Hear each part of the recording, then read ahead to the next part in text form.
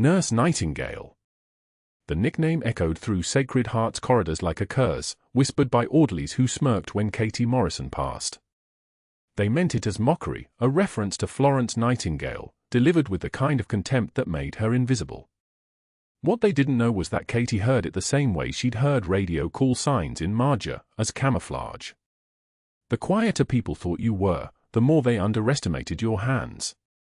Katie wiped down the medication cart at 2:16 a.m., her movements precise and economical. The fluorescent lights buzzed overhead like wounded insects, casting everything in the color of stale coffee.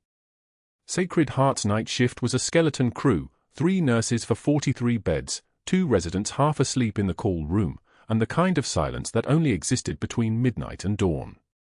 She preferred it this way. Fewer eyes meant fewer questions about why her hands never trembled during codes, why she moved with the terrifying fluid precision of someone who'd held lives together in places where ambulances couldn't reach. The jacket hung on the back of her locker, navy blue scrubs folded underneath.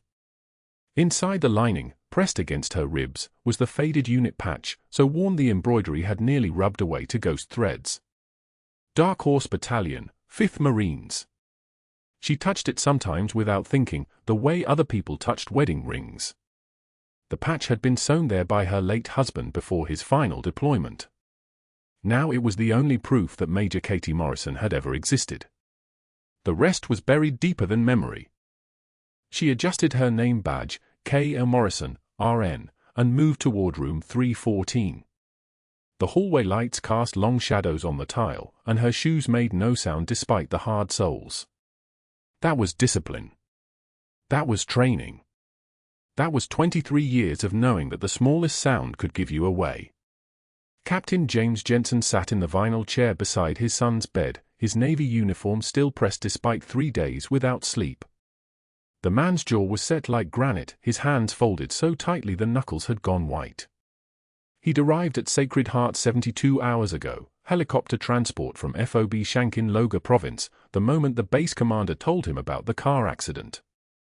12-year-old Marcus, playing soccer in the driveway. A drunk driver turning onto Riverside Drive at 11:19 p.m.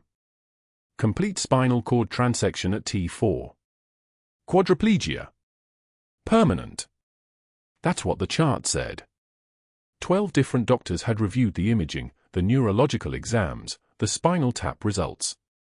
The consensus was absolute: Marcus Jensen would never walk again, never feel his legs, never have anything resembling a normal life. The captain's face held the particular hollowness of a man who'd learned to accept impossible things, because in Marja you had no choice. Katie entered without announcing herself. The boy lay motionless under the hospital blanket, his small frame barely disturbing the mattress. Marcus was unconscious most of the time now, sedated for pain management, though Katie suspected there was less pain than the doctors assumed. Pain required intact nerve pathways, and the consensus said those were gone. She checked the 4-line first, normal protocol, the kind of attention that any nurse would give. But then her fingers moved to Marcus's ankle, tracing the medial malleolus with the lightness of someone checking a pulse no machine could detect. Her thumb pressed gently against the sole of his foot. The boy's toe twitched. It was microscopic. Barely a movement. But Katie's pupils dilated the way they dilated in combat zones when something changed in the chaos. The captain didn't see it. He was staring out the window at the Portland rain, which fell like applause against the glass, hard and relentless. Katie had learned long ago not to react to important information in front of witnesses. She simply charted what she'd observed: vitals stable, circulation intact, no visible distress. Clinical. Detached. The kind of documentation that meant nothing and everything. She was replacing the blood pressure cuff when she became aware of the presence in the doorway. The air pressure changed slightly. It was a small thing, the way a room's acoustic properties shifted when another body entered it. Most people wouldn't have noticed. Katie had learned to feel these things the way dogs felt low-frequency sounds. Dr. Ashford stood in the doorway with his arms crossed, watching her with the expression of a man who'd already decided what he was seeing. His coat was expensive, likely $1,400, tailored, and his shoes were polished to a mirror shine despite the late hour. Wealth-coded. Privilege-coded. The kind of man who believed his credentials made him infallible, and whose reputation depended entirely on being right about things he'd already decided. Routine check, Katie said quietly. She didn't turn around. She simply continued her charting with a steady hand, her voice inflected with a kind of deference that made her smaller. Vitals within normal parameters. He's sedated, Morrison. Dr. Ashford's voice was the color of ice water. There's no need for the extended bedside presence. This case is resolved. Katie knew what he meant by resolved. They all did. 12 doctors, neurosurgeons from the university, specialists flown in from Seattle, pediatric specialists who'd reviewed every image, had all reached the same conclusion. The consensus was so complete that questioning it had become not just wrong but insubordinate. And Dr. Ashford was the kind of man who protected consensuses the way treasure guards protected gold. I'll complete the rounds, Katie said. Still calm. Still small. She logged out of the chart system and turned to face him, but her eyes remained lowered. This was the mask she wore in hospitals, a woman made of antiseptic and compliance. Is there something specific you'd like me to document? No, Ashford said, and there was something in his voice that made the air temperature drop another degree. Just remember that this boy's family deserves clarity, not false hope. The kindest thing we can do is help them accept reality. He left the way he'd entered, his footsteps echoing down the hallway with the confidence of a man who'd never questioned his own authority. Katie waited until the sound faded completely, then turned back to Marcus. The boy's eyes were still closed, his breathing still mechanically even from the ventilator. But she looked at his foot. And she waited. 3 seconds passed. 5. 8. Then, so faint it might have been a tremor or a machine artifact or her own desperate want, Marcus's toe twitched again. Katie's hands were steady as she checked the peripheral pulses, noting everything her fingers could feel. The doctors had looked at imaging. They'd looked at nerve conduction studies. They'd looked at spinal fluid and blood work and every test modern medicine could perform. But they hadn't looked the way Katie looked, with hands that had felt for a pulse in a mud compound 23 kilometers from the nearest hospital, with fingers that could detect the faintest flutter of life in a human body because detecting it wrong meant someone died. The boy had sensation. The boy had motor response. The boy was somewhere inside that locked-in body, moving in ways that the tests couldn't measure, because the tests were designed by people who believed that what the machine showed was all there was to see. Katie charted it all: vitals, circulation, skin temperature, reflexes. She wrote it in precise medical language that would mean nothing to anyone who hadn't learned how to read between the lines. And then she left the room, peeling off her gloves in the hallway, making no sound at all. The night shift continued around her, the gentle hiss of ventilators, the soft beeping of monitors, the distant sound of someone crying in a room she couldn't see. She returned to the medication cart, checking doses and times with the mechanical precision that kept people safe. Around her, the hospital moved through its dark hours. The nurses talked about their families. The residents argued about test results. The machines did their work, keeping people alive in the liminal space between hope and acceptance. And in room 314, in the place where 12 doctors had written off a 12-year-old boy, something was moving that nobody was supposed to see. Something that would change everything, if anyone was brave enough to look. The overhead speakers crackled at 11:38 a.m., and the entire cardiac ward seemed to lean in at once. Nurse Nightingale to administration, Nurse Nightingale to administration. The page repeated twice, clinical and impersonal, but the meaning was anything but. At the nurse's station, 2 orderlies exchanged smirks. One of them whispered something. Both laughed. The nickname had spread through Sacred Heart like a virus, Dr. Ashford's masterpiece, a way to reduce her to something quaint and diminished, something that could be safely dismissed. Nurse Nightingale. Helping birds sing in the dark. That was all she was supposed to be. Katie kept her expression neutral as she set down the medication cart.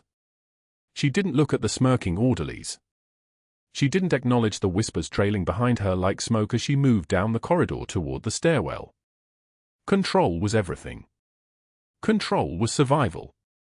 She'd learned that lesson in places that didn't exist on maps, in hospitals without walls where the difference between staying quiet and speaking up meant the difference between a court-martial and a discharge. Here at Sacred Heart, it meant the difference between keeping her license and losing everything. The supply closet was on the 3rd floor, sandwiched between the medication refrigerator and the stock room. Katie was reaching for a box of sterile gauze when the door closed behind her with the kind of deliberateness that meant someone was already waiting. Dr. Ashford stood with his back against the shelves, blocking her exit. He wore his white coat like armor, and his cologne, something expensive, something that smelled like old money and entitlement, filled the small space between them. Up close, she could see the vein pulsing at his temple. The tension in his jawline. He was angry, but it was the controlled anger of a man who was used to getting his way. 12 doctors, he said quietly, his voice carrying the weight of a gavel. 12 board-certified physicians with a combined 437 years of medical experience have evaluated Marcus Jensen's neurological status. They have submitted their findings to this hospital's medical board. They have documented, systematically and thoroughly, that his spinal cord injury is permanent. Non-responsive. Irreversible. He paused, letting each word settle like a stone into still water. And you or a floor nurse with 3 years of civilian experience have decided that their assessment is incorrect. Katie didn't move. She met his eyes directly. The fluorescent lights above them buzzed with a sound like insects trapped in glass. She could smell the antiseptic sharp in the air, mixing with his cologne into something chemical and suffocating. You've been documenting unauthorized observations in that boy's chart, Ashford continued. Noting inconsistencies with the diagnostic consensus. Suggesting in your assessment notes, Katie, that sensation responses are present but suppressed, which is medically impossible and professionally reckless. You're not a neurologist. You're not a spinal trauma specialist. You're a nurse, and you're treading dangerously close to overstepping boundaries that could result in your licensure being reviewed by the Oregon Board of Nursing. His finger jabbed toward the door, toward the hallway, toward room 314. Keep documenting your theories, and I will personally file a formal complaint. Your credentials will be under investigation within a week. Do you understand me? Katie took one measured breath. She didn't flinch. She didn't look away. The trembling wasn't fear, it was restraint, the kind of restraint that came from having already survived catastrophes that would have broken most people into pieces. A single tear escaped down her cheek, and without breaking eye contact, she wiped it away. Her hand was perfectly steady. I've seen paralyzed men walk again, doctor, she said quietly. You've only seen textbooks. The words hung in the small space like a blade. Ashford's face darkened. For a moment, just a moment, she saw something flicker behind his eyes. Not doubt. Not quite. But something like the first tremor of an earthquake, the first warning that the ground beneath him might not be as solid as he thought. Then his expression hardened again, and he stepped aside, gesturing for her to leave. Katie picked up the gauze and walked out without looking back. That evening, in the parking lot at 5:19 p.m., Dr. Ashford was waiting by her car. The night shift was arriving, 6 nurses and 4 techs crossing the asphalt in small clusters, their shoulders hunched against the October rain that hammered down like applause on the pavement. Ashford had timed it perfectly. He wanted witnesses. Morrison. His voice cut across the parking lot with the precision of a surgeon's scalpel. The arriving staff slowed their pace. Some pretended not to notice. Most didn't bother pretending. Katie turned to face him. The rain was cold on her scrubs, soaking through to her skin. She could taste it, mineral and sharp on her tongue. Effective immediately, you're removed from charge nurse duties, Ashford announced, loud enough for everyone to hear. Your repeated insubordination regarding the Jensen case demonstrates insufficient judgment for any leadership responsibility. Your inattention to the established medical consensus, the consensus of 12 physicians, I might add, raises liability concerns that this hospital cannot ignore. He extended a printed schedule, holding it out like an indictment. You'll be reassigned to day shift, general cardiac floor. No supervisory role. No access to restricted charts. Katie took the schedule. The paper was damp from the rain. She folded it once, then once more, and slipped it into her scrub pocket without reading it. She didn't argue. She didn't defend herself. She simply looked at Ashford for a single long moment, and then she walked to her car. Behind her, she could hear the shift change happening in real time, the whispers starting, the story already being built. The nurse who thought she was smarter than 12 doctors. The nurse who questioned the consensus and lost. The nurse named Nightingale who flew too close to the sun. She didn't cry until she was home. The apartment was small and sparse, the kind of place you rented when you were trying not to leave evidence of your existence. No photos on the walls. No family pictures on the shelves. Just a single wooden chair by the window, a bed with military corners, and a jacket hanging in the closet with a faded patch sewn into the lining. Katie sat on the edge of the bed and removed the jacket carefully, like it was holy. She touched the patch, the worn emblem of a unit that no longer officially existed, the colors faded from years of sweat and desert sun and the weight of secrets that would never be declassified.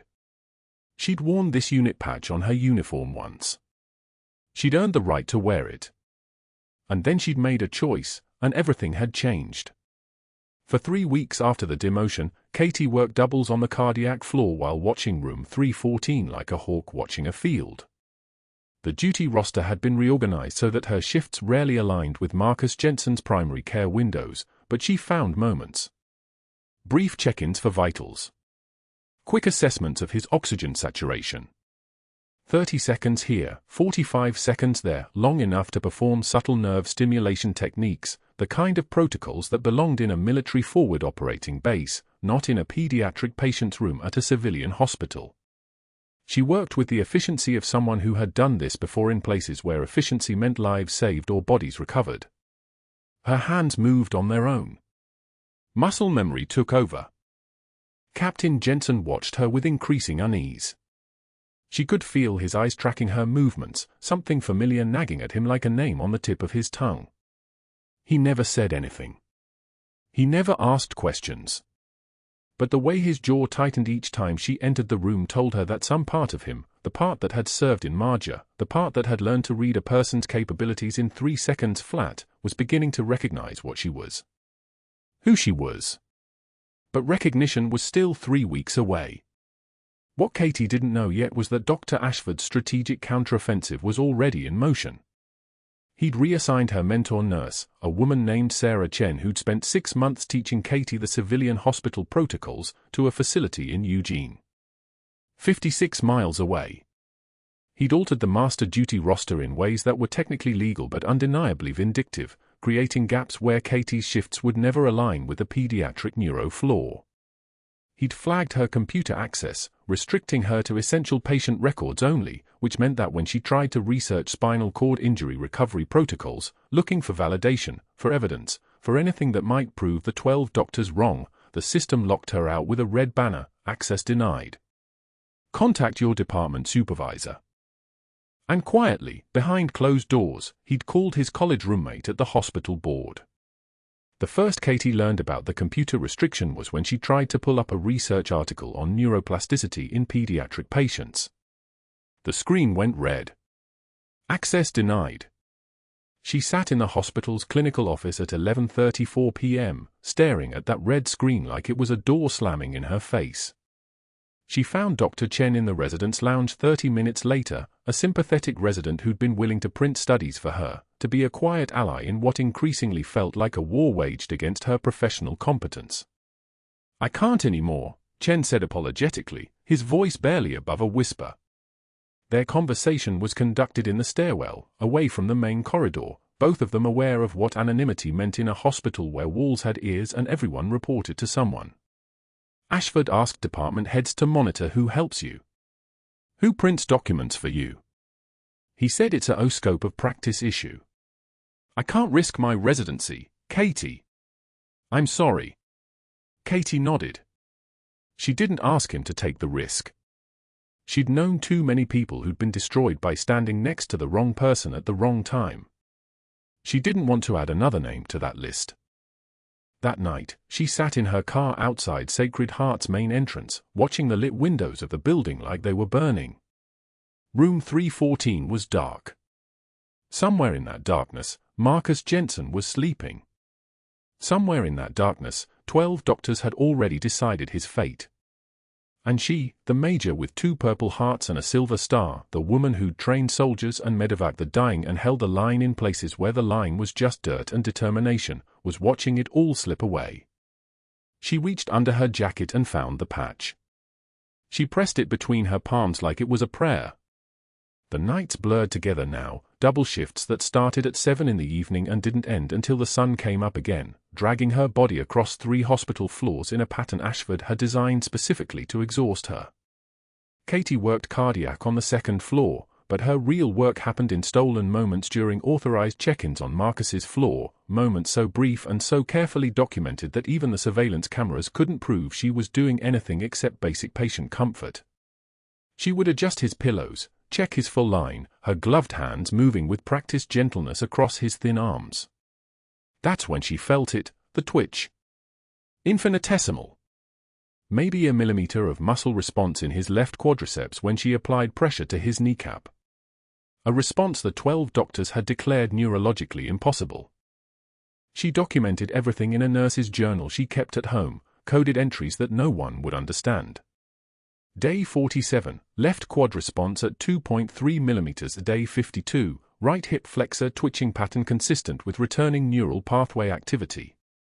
Day 58, bilateral response to temperature stimulus, 3.1 millimeters average. The boy's spine was healing. Not completely, not dramatically, but there was movement where the radiologists had predicted none. The neural pathways were finding new routes like water flowing around stones. Marcus never told her what he was experiencing. He was 12 and paralyzed, and his father was a captain who spent his days staring at walls in a chair beside the hospital bed, the same chair where Katie had testified against him 3 years ago in a military courtroom in San Diego. Neither of them had spoken about that day. Neither of them ever would. But that wasn't the worst part. The worst part was that Dr. Ashford had begun his systematic disassembly of her access to care. The duty roster changed on a Wednesday. Katie arrived for her evening shift expecting cardiac floor assignments and found herself scheduled for the basement morgue, 8 hours moving bodies to cold storage, organizing death certificates, work that kept her for stories below the pediatric ward where Marcus lay. The next day the roster changed again. Basement. The day after that, basement. She complained to the charge nurse, a woman named Patricia who wouldn't meet her eyes. Dr. Ashford's orders, Patricia said quietly. He says you're being reassigned to improve departmental flexibility. Her computer access vanished on Friday. Her login credentials simply stopped working. When she tried to access the hospital charting system to document her observations during her brief check-ins with Marcus, the screen displayed an error message, user credentials inactive. Contact IT department. She went to IT department. The supervisor, a tired man named James who'd known her for 2 years, explained that the access restriction had come from hospital administration. No documentation of it, he said, apologetic.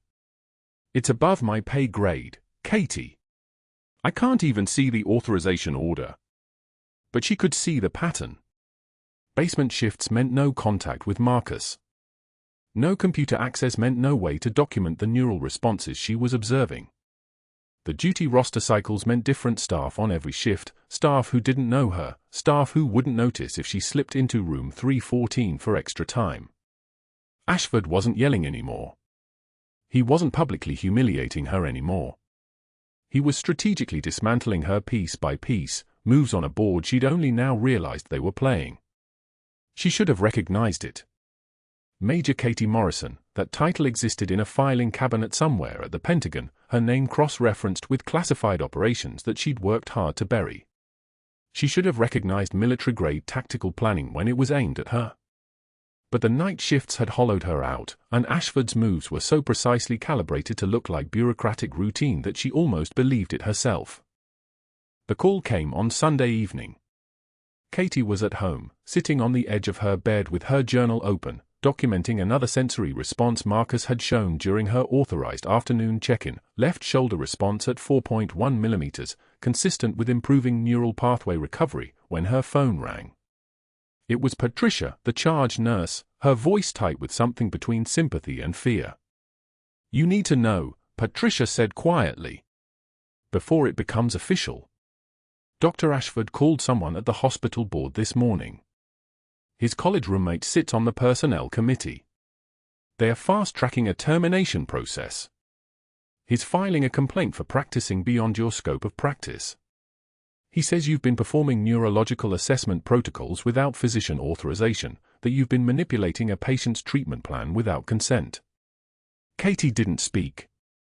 She was thinking about the assessment protocols, the small pressure tests, the temperature stimuli, the gentle range of motion movements that any bedside nurse performed daily. She was thinking about the journal hidden in her nightstand, the careful documentation of what she'd observed, evidence that would prove exactly what she'd been doing, monitoring for changes the hospital's own equipment should have caught. "How long?" Katie asked. 48 hours, maybe 72. He's calling it an emergency suspension pending investigation. "Katie, I'm sorry. I couldn't tell you sooner because he made me sign an NDA." The line went dead. Katie set the phone on her bedside table next to her journal. She didn't cry. She'd learned not to cry in response to catastrophe a long time ago, in places where tears were information you couldn't afford to leak. Instead she sat very still, breathing in and out, her hands flat on her thighs, and waited for her body to tell her what came next. But that wasn't the worst part either. The formal complaint that arrived the next morning came from someone Katie recognized immediately, Captain Marcus Jensen, the boy's father. The paperwork was official, military precise, filed through the hospital's patient advocacy department. The complaint stated that Major Katie Morrison, and there was her rank, her actual rank, printed on official hospital documentation in Portland, Oregon, the place where she'd been so very careful to disappear, had been conducting unauthorized neurological treatments on his son without parental consent. That she had been practicing beyond her certification. That her continued presence in the hospital constituted a threat to patient safety. Katie read the document 3 times. The handwriting on the signature line belonged to a man she'd testified against in San Diego. A man whose career she'd helped destroy because he'd violated every code of honor the military held sacred. A man whose son was showing neural recovery that 12 doctors had declared impossible, neural recovery that only happened because she'd documented it and monitored it and refused to accept their consensus. He knew who she was. He'd always known. And he was using it against her now, weaponizing her own past to complete what Ashford had started. She pressed the faded unit patch, the one sewn into her jacket lining, the one her husband had worn when he died saving her convoy, against the inside of her wrist. The fabric was rough and old and held the shape of her hand perfectly. She closed her eyes and thought about what came next. She thought about the boy in room 314, about the neural pathways that were healing themselves because someone had cared enough to see them. She thought about the 12 doctors who'd given up, and about one man with a title and a complaint who was trying to make sure no one could help his son ever again. The quietest decision she made was the most important one. She didn't quit. She didn't call a lawyer. She didn't try to defend herself using the rules of a civilian hospital system that had never been designed for someone like her. Instead, she got in her car and drove to the one place where the rules changed. The federal building downtown, 10 stories of concrete and security checkpoints, where the person she'd become in Portland could finally acknowledge the person she'd been in Marja. The code bell screamed at 2:22 a.m. from room 314. Katie was restocking the supply cart on the 3rd floor when she heard it, not the usual urgent page, but the full system alarm that meant one thing: cardiac event. Her hands went still. The cart's wheels had been squeaking against the linoleum, the fluorescent lights humming their constant mechanical prayer above her head, but both sounds vanished the moment that alarm cut through Sacred Heart's night shift like a blade. She didn't think. She moved. Room 314 was 43 steps from the supply closet. She knew because she'd counted them 17 times over the past week while making excuses to pass Marcus Jensen's door, to check on the boy who wasn't supposed to have any sensation below his fourth cervical vertebra but whose left foot had twitched, just barely, just enough, when she'd placed a test stimulus there at 11:33 p.m. on Tuesday. The room was chaos when she arrived. 12 doctors.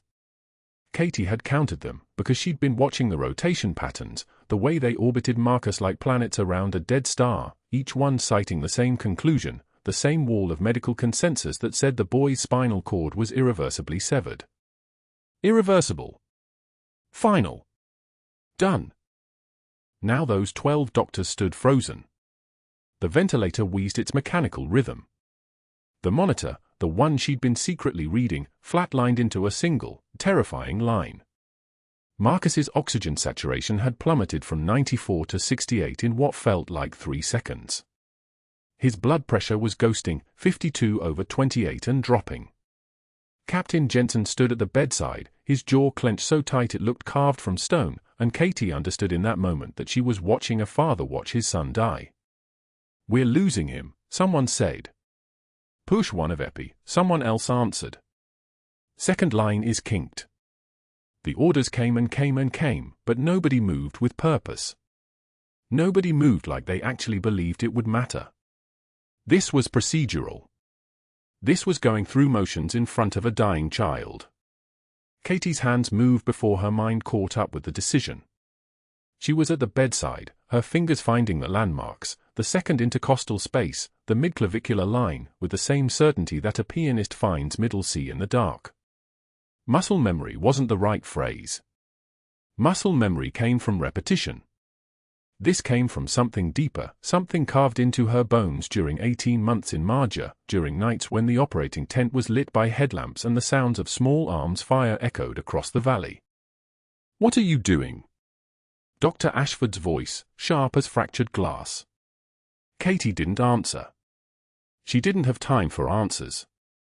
She had a 14-gauge angiocath needle, and she had 40 seconds before this boy's brain started dying from hypoxia. The needle went in. The hiss of air escaping, that terrible, beautiful hiss that meant the pressure was releasing, that meant the collapsed lung could re-expand, that meant she'd just bought him a chance. Oxygen saturation climbed on the monitor. 75, 82. 88, stable. She stepped back. The silence that followed wasn't like the usual silence of hospital rooms. This silence was different. This was the silence of 12 educated men watching something they'd all been trained to believe was impossible. This was the sound of medical consensus cracking like ice in spring. Captain Jensen's eyes met hers across his son's body, and Katie saw the moment recognition hit him. Not recognition of her face, she'd been careful about that, keeping her head down, her voice quiet, her movement small. But recognition of something else. Recognition of the way her hands had moved. Recognition of someone who'd done this before. Done this when it mattered. Done this when the difference between life and death was measured in seconds and centimeters. His face went white. "Everyone out," Dr. Ashford said. His voice wasn't loud. That was almost worse. When Ashford raised his voice, Katie could dismiss him as a bully, just another man trying to make himself bigger by making others smaller. But this voice, this was the voice of someone whose authority had just been challenged in front of an audience, and who decided that the challenge would cost her everything. "Morrison, you just performed a procedure completely outside your scope of practice. Where did you—" He stopped, studying her like she was a puzzle he'd suddenly learned was actually a weapon. "Who are you?" Katie didn't answer. It wasn't defiance. It was survival. Because answering meant explaining, and explaining meant her carefully constructed identity would start to unravel, thread by thread. Instead, she turned to document what she'd done in Marcus's chart, her handwriting steady despite the weight of Jensen's stare boring into the back of her neck like a searchlight through fog. "I know exactly who she is," Captain Jensen said. His voice was the voice of command. The voice of someone used to being obeyed. And what he said next was the thing that ended everything. I want her removed from this hospital immediately. He filed the formal complaint with administration within the hour. Katie knew because Ashford made sure she knew.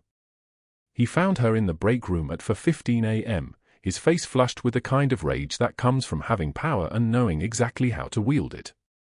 She was making coffee, terrible coffee, the kind that tasted like it had been brewed in an engine block, and his voice came from behind her like a threat. Pending investigation into unauthorized procedures and scope violations, you are terminated effective immediately. He paused. Your access is revoked as of 0600 hours. Security will escort you off the property. She didn't flinch. She finished pouring the coffee.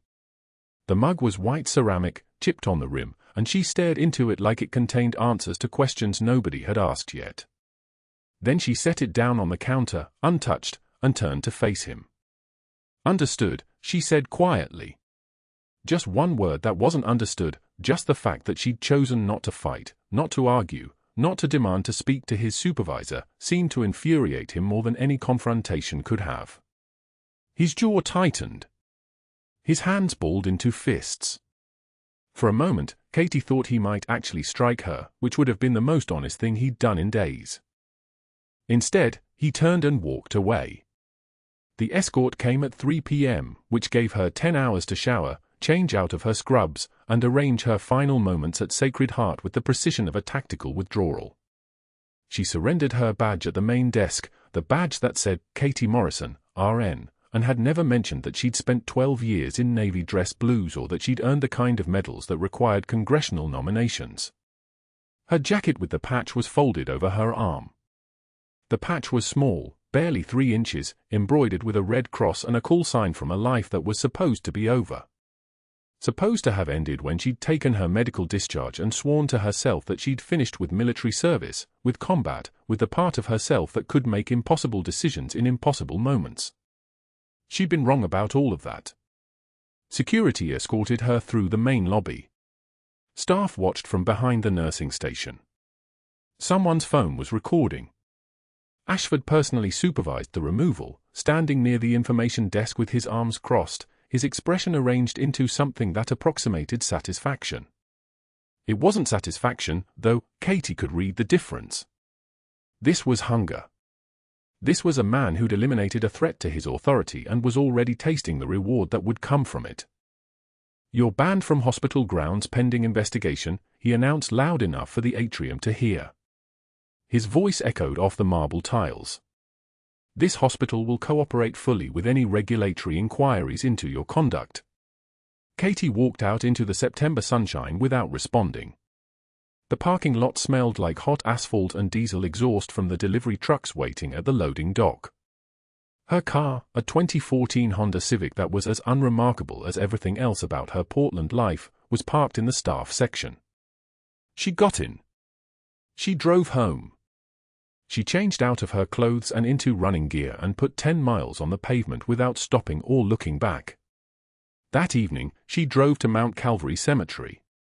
The rain started around 6 p.m., the kind that felt personal, like the sky was trying to wash something away. Katie knelt at the headstone in water that had already soaked through her jeans, her knees pressing into mud that was as soft and yielding as a grave. The headstone read, Lieutenant James Morrison, 1989 to 2018. Beloved husband, devoted friend. In memory of service and sacrifice. She pressed her forehead against the cold stone. I failed again, she said, and her voice was barely audible beneath the hammering of rain. Failed to save him. Failed to stay hidden. Failed to outrun what we lost. I can't do this anymore, James. I can't keep pretending to be someone small while people like Marcus just disappear into what the consensus decides. Thunder rolled across the cemetery like artillery fire echoing off distant mountains. Her shoulders heaved. The sobbing that came wasn't the controlled release of someone processing grief, this was the kind of breaking that happens when a person finally stops resisting what they've been running from. Mud soaked through her scrubs. The patch, the faded unit patch with its Red Cross emblem, was clutched in her fist so tightly that her fingernails left crescents in her palm.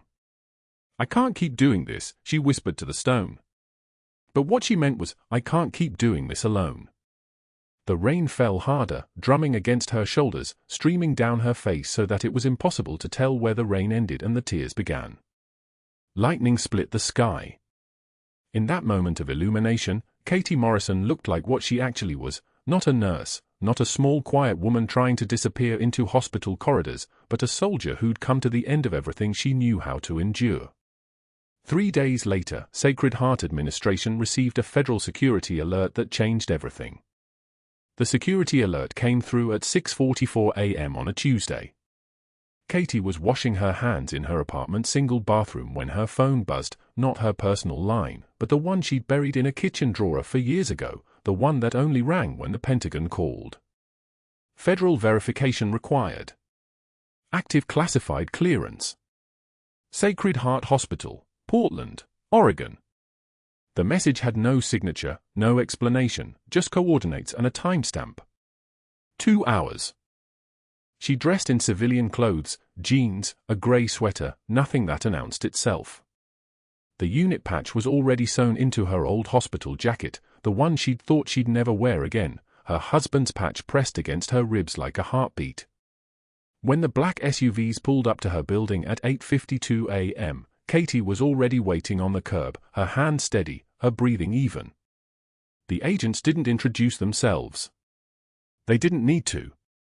One of them said, "Major Morrison," and she nodded once, sliding into the back seat with the kind of calm that comes from having already survived the worst. The drive to Sacred Heart took 14 minutes. The agents didn't speak.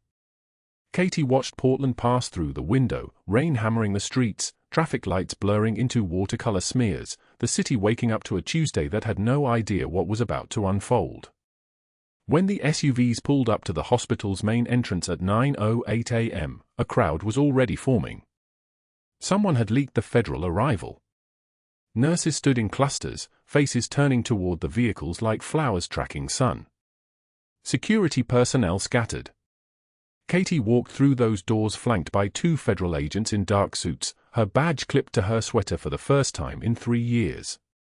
The hallway air felt different, fluorescent lights humming a different frequency, as if the building itself recognized what was coming.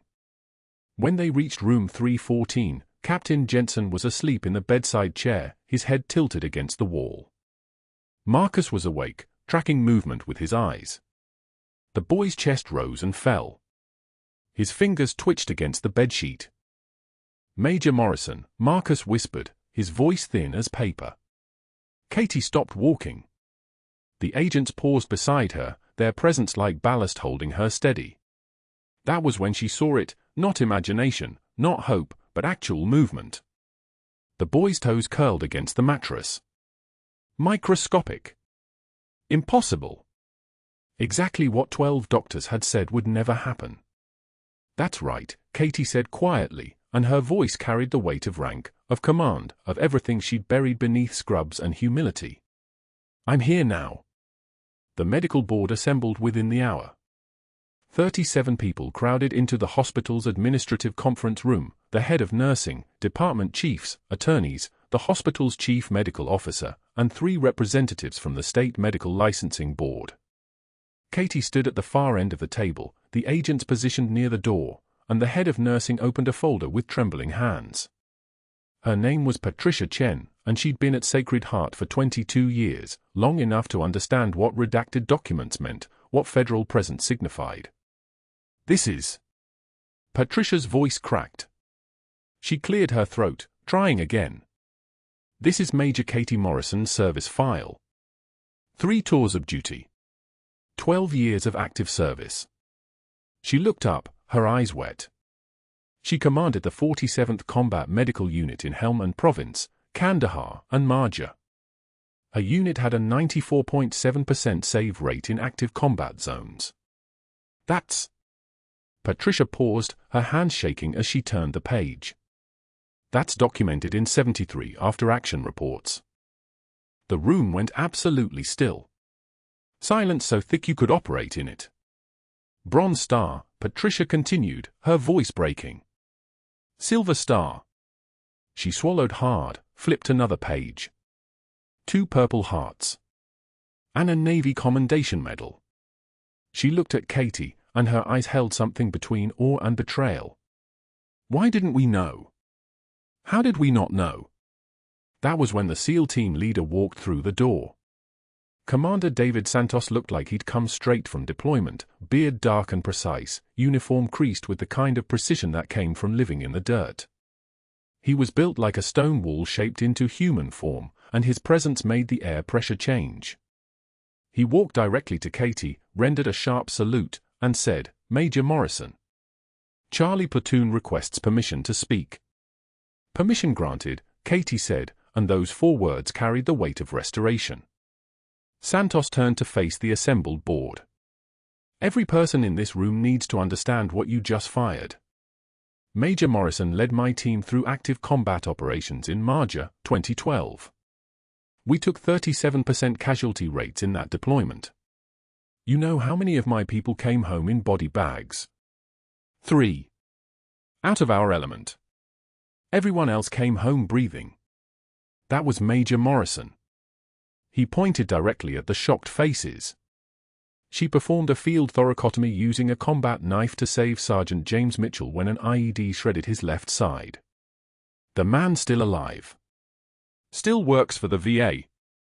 Santos's jaw clenched. "She ran a combat hospital with supplies that cost less than your parking lot renovation. And you have the audacity to call her unqualified." Patricia Chen was crying openly now. The CMO stared at the redacted file as though it had transformed into something alive. The hospital attorneys exchanged looks that suggested multiple conversations with lawyers were about to happen. But that wasn't the worst part for Dr. Ashford. 6 hours later, at 7:32 p.m., Dr. Ashford sat across from a news anchor at the Portland Evening Update studio, his jaw tight, his voice smooth with the rehearsed confidence of a man who'd spent 43 years controlling narratives. "It's unfortunate," he was saying, "when unqualified personnel practice beyond their training scope. Patient safety is our only concern. I followed proper protocol in every instance. There was simply no way to verify this individual's background until today." The studio lights caught the perspiration on his forehead. "We have a caller," the anchor said, turning slightly. "Admiral Richard Zhao, retired U.S. Navy." "Admiral, you're on the air." There was a 2-second delay. Then a voice came through the speakers, older, steady, carrying the kind of authority that doesn't require volume. "Good evening. I'm calling to address Dr. Ashford's claim that he had no way of knowing Major Morrison's qualifications. I trained with her in 2011. She commanded my unit's medical support. During the Marja operation, Major Morrison's team treated 478 combat casualties with a field mortality rate of 4.3%. That's 247 lives saved in a single deployment. Dr. Ashford, I'm wondering if you can explain why you fired the most decorated medical officer in your facility while simultaneously employing 12 doctors who misdiagnosed a 12-year-old child who is now walking again." Ashford's face went white. The kind of white that suggested someone had just pulled the ground out from under him and there was nothing but empty air beneath. "Furthermore," the Admiral continued, "Captain Jensen served under Major Morrison in Marja. The good captain left a wounded Marine to die in that operation. Major Morrison stayed and got him out.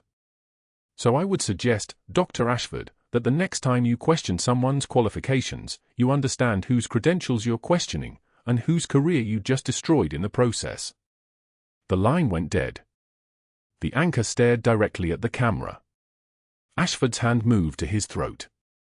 Somewhere in the studio, someone was checking their phone, realizing that the video was already live on social media, that millions of people had just heard a retired Navy admiral dismantle a man's reputation on primetime television. The station cut to commercial. When they came back, Ashford was already walking off the set. 6 months later, Katie Morrison stood in Sacred Heart's physical therapy room with her hand steady and her eyes fixed on a 12-year-old boy who was standing without assistance for the first time since a car accident had rewritten his story. Marcus Jensen's legs shook with the effort. Sweat beaded his forehead. But he was upright. He was moving. His feet were bearing weight, left foot forward, right foot following, each step a small miracle that 12 doctors had deemed impossible. Captain Jensen watched from the observation window, tears streaming down his face without shame. His son had his mother's eyes and his father's stubbornness, and right now he was using both to prove that the world was wrong about what broken meant. "That's it," Katie said quietly. "Just like we practiced. Your body remembers. Let it remember." Marcus took another step. And another. The 12 doctors who declared his case hopeless now stood in the hallway beyond the glass, making notes, requesting Katie's protocols, suddenly very interested in the neurological recovery methods they previously dismissed. One of them had already requested the publication rights. When the session ended, Captain Jensen was waiting in the hallway. He looked older than he had 3 months ago, worn smooth by the weight of understanding what forgiveness actually cost. "Major Morrison," he said, and his voice cracked on her rank. "I came to you 3 years ago trying to destroy you. My lawyers. My career. Everything I had, I pointed at you like a weapon. You just saved my son's life without reminding me once of what I'd done." Katie looked at him directly. The faded unit patch pressed against her ribs, her husband's patch, the one he'd worn the day the convoy came under fire, the day he'd used his body to shield hers, the day she'd buried half her life in Afghan soil. "Your son deserved a chance," she said quietly. "That's all that matters. Not what happened in Marja. Not what happened 3 years ago. He gets to walk. That's enough." She walked past him toward the nurse's station, where her nameplate gleamed under fluorescent lights, Katie Morrison, charge nurse, nursing director. The title was restored. The clearance was verified. The world now knew that the quietest person in the room might just be the one holding it all together. Through the atrium window, she could see the parking lot security booth. Dr. Ashford was there, in a dark uniform, checking IDs for visitors. His medical license was suspended. His reputation was gone. An investigation into his systematic dismantling of Katie's work had revealed a pattern: 12 years of pushing out military veterans, dismissing their perspectives, building a fiefdom based on controlling narratives rather than serving patients. Katie didn't watch him for long.